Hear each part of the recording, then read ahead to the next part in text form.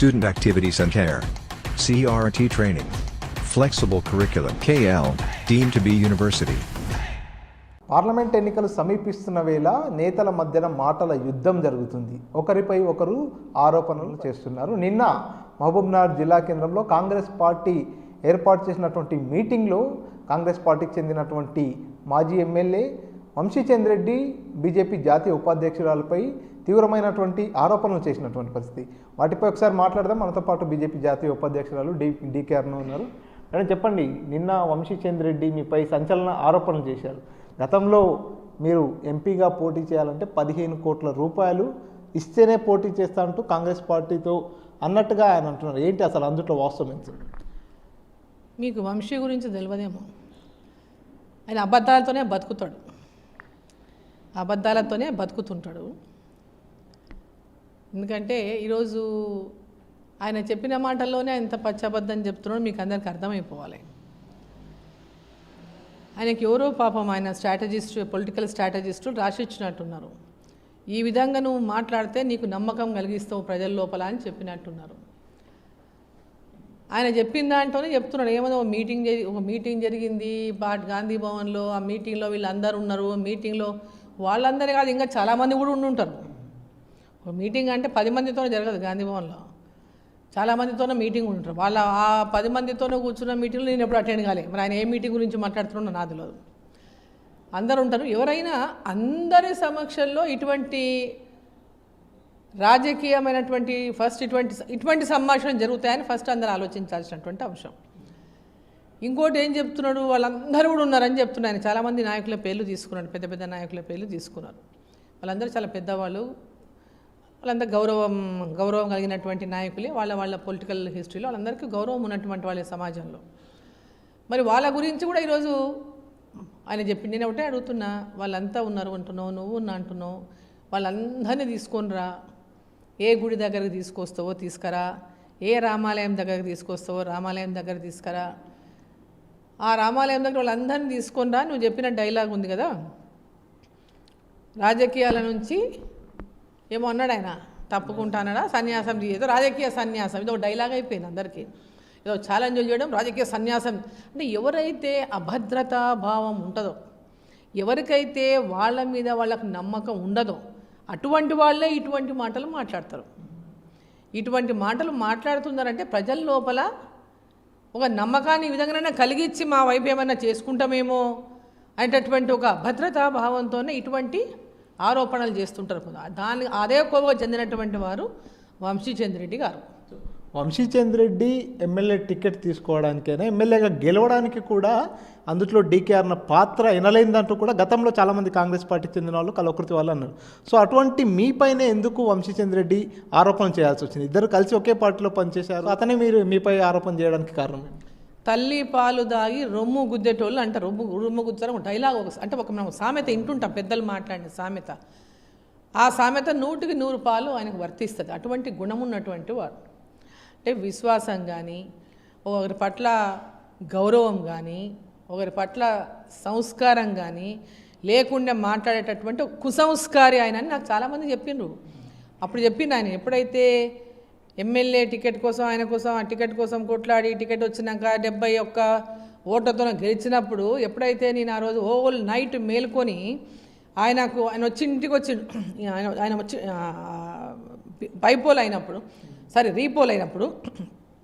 Repoll జరుగుతున్నప్పుడు, repoll జరిగింది ఆయన నియోజకవర్గంలో. కౌంటింగ్లో రెండు విలేజెస్ రీపోల్ జరిగితే ఆ టైంలో అమ్మ ఎట్టి పరిస్థితుల్లో అక్కడ మటుకు ఆచార్యని కనుక బయట వదిలితే కాళ్ళ మీద పడి, సింపతి ఉంది ఆయన అంటే కాళ్ళ మీద పడి కాళ్ళు మొక్కుతాడు, గెలుస్తాడు, నేను ఓడిపోతాను, మీరు నాకు సహాయం చేయాలి ఏ విధంగానైనా అని మాట్లాడి అన్ని రకాలుగా ఆయనకు సపోర్ట్ చేసినాం అన్నాడు.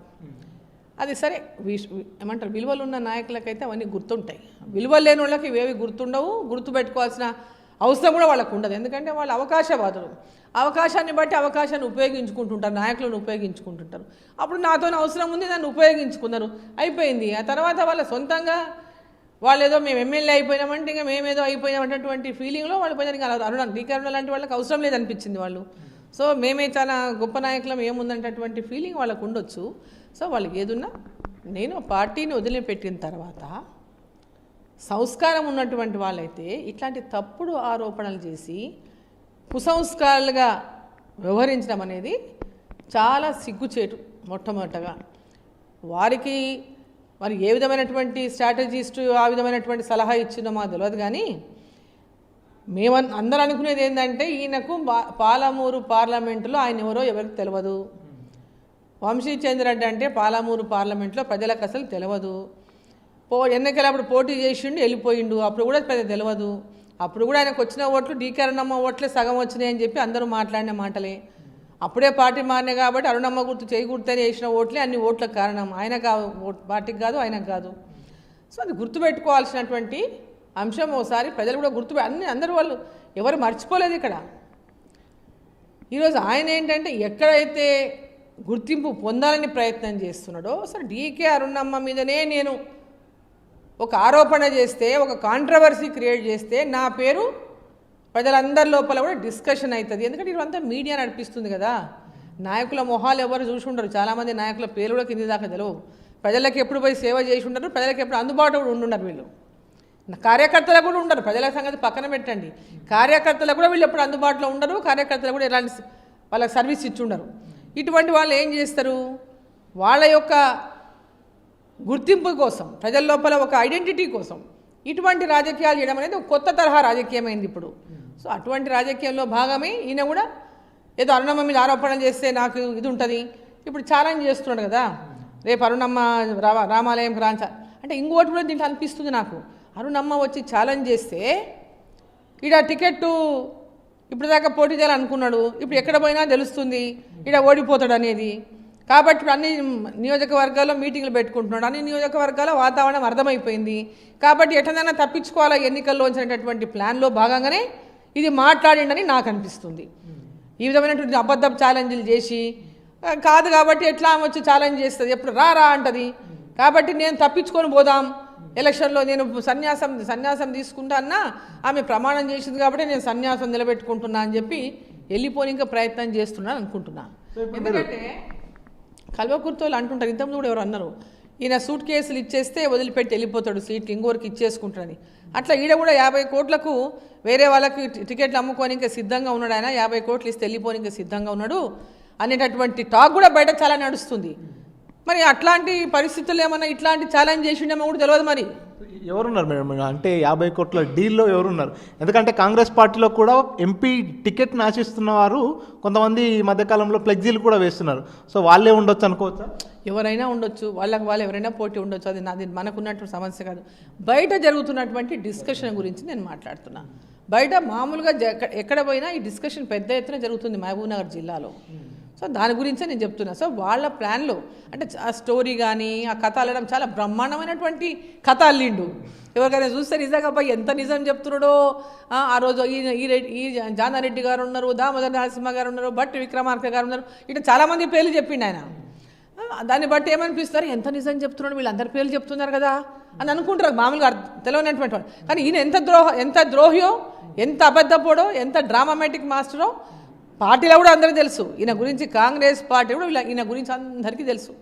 జరిగిందా సమావేశం? అంటే డబ్బుల గురించి చర్చ రాకపోయినప్పటికీ ఏదైనా సమావేశం, అటువంటి సమావేశం ఏమైనా జరిగిందా? ఏనాడు సమావేశం టికెట్ల గురించి నన్ను అడిగిన సమావేశం జరగలేదు. నేను పోటీ చేస్తాను ఏనాడు నేను అడగలేదు. నేను పోటీ చేస్తాను ఏనాడు నేను చెప్పలేదు. ఎందుకు బయటికి రావాల్సి వచ్చింది ఆ రోజు కాంగ్రెస్ పార్టీ నుంచి? మీరు బయటికి రావడానికి ప్రధాన కారణం ఏంటి? కారణం అంటే వీళ్ళలో ఇక్కడ ఉన్నటువంటి జిల్లాలో ఉన్నటువంటి నాయకుల యొక్క కొంత నాకు మంచిగా అనిపించలేదు. నేను ఇంత సర్వీస్ చేసి భారతీయ జనతా పార్టీలోకి పోవడానికి నిర్ణయం అయినా అంటే ఈడ ఉన్నటువంటి వాళ్ళ యొక్క పార్టీలో ఉన్నటువంటి అనేక అంశాలు నాకు ఉండాలనిపించలేదు. డిసిషన్ తీసుకున్నా. నేను ఎవరిని బ్లేమ్ చేయలేదు కదా. నాకు సంస్కారం ఉంది కాబట్టి ఎవరికి బ్లేమ్ చేయలేదు. ఈరోజు అన్ని విషయాలు చెప్పాలంటే నేను కూడా చాలా చెప్పొచ్చు, కానీ నాకు సంస్కారం ఉంది కాబట్టి నేను బ్లేమ్ చేయలేదు. ఏదంటే ఒక పార్టీ ఇడిచిపెట్టి ఇంకో పార్టీలో పోయేటప్పుడు అటువంటి ఆరోపణలు చేసుకోవడం సహజం కాదు, చాలామంది చేస్తుంటారు. కానీ అది నాకు మంచిగా అనిపించలేదు. నేను ఎలాంటి ఆరోపణలు నాకు నచ్చలేదు, నేను వెళ్ళిపోయినా, దట్స్ ఇట్. సో ఇప్పుడు వంశీ చేసినటువంటి ఆరోపణల మీద మీరు సవాల్కు సిద్ధం అంటున్నారు. సో ఎప్పుడు ఎక్కడ మీరు టైం ఇస్తున్నారా, అతనితో టైం తీసుకుంటున్నారా, ఎప్పుడు ఉండబోతుంది? ఇప్పుడు వాళ్ళే కదా అన్నారు, వాళ్ళే టైం ముహూర్తం పెట్టాలి. మొత్తం నాయకుల పేర్లు చెప్పింది కదా, నాయకులందరినీ తీసుకొని రావాలి.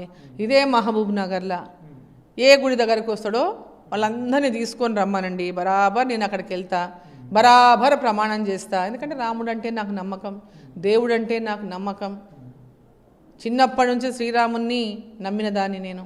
సో దేవుడి అంటే దైవము, భక్తి, ఒక మర్యాద, గౌరవము, శ్రద్ధ ఇవన్నీ ఉన్నటువంటి ఒక అంటే ఏమంటారు, ఒక సంస్కారము, విలువలు కలిగిన కుటుంబంలోంచి నేను వచ్చిన కాబట్టి ఆ విలువలకు గౌరవం ఇస్తా. కాబట్టి తప్పకుండా వారు ఎక్కడ డిసైడ్ చేసినా, ఏ టెంపుల్ దగ్గర డిసైడ్ చేస్తారో వాళ్ళే వాళ్ళందరినీ తీసుకొని రా, డేట్ చెప్పు, నేను ఫ్రీగా పెట్టుకుంటా. ఆ డేటు ముందే చెప్పు, ఒక వారం రోజుల 10 రోజుల ముందు చెప్పండి నాకు డేటు, తప్పకుండా వస్తా.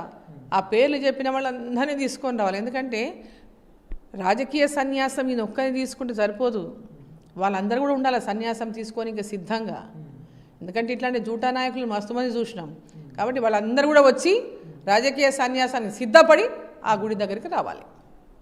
మొత్తంగా ఇప్పుడు పార్లమెంట్ ఎన్నికల సమీపంలో ఆయన ఇమేజ్ని పెంచుకోవడానికే ఇటువంటి ఆరోపణలు చేశారని మీరు అంటున్నారు.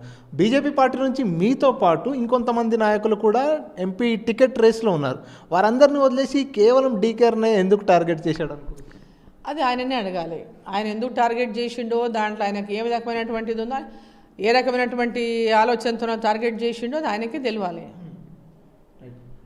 మొత్తంగా వంశీచంద్ రెడ్డి చేసినటువంటి ఆరోపణలో ఎటువంటి వాస్తవం లేదు. ఆయన విసిరిన సవాల్కు నేను సిద్ధమే, ఎప్పుడు ఎక్కడ టైము ప్లేస్ అతను చెప్తే అక్కడికి వెళ్ళడానికి నేను సిద్ధం, రాముడి మీద ప్రమాణం చేయడానికి కూడా సిద్ధమే. కాకపోతే తను చెప్పినటువంటి పేర్లు ఉన్న వ్యక్తులు కూడా అక్కడికి రావాలి, వారు కూడా రాజకీయ సన్యాసానికి సిద్ధంగా ఉండాలి. డీకే అరుణ ఎప్పుడైనా నీతిగా, నిజాయితీగా, విలువలతో కూడిన రాజకీయాలు చేస్తుంది, కానీ ఇటువంటి రాజకీయాలు చెయ్యదు అంటూ డీకే అరుణ స్పష్టం చేస్తున్నారు.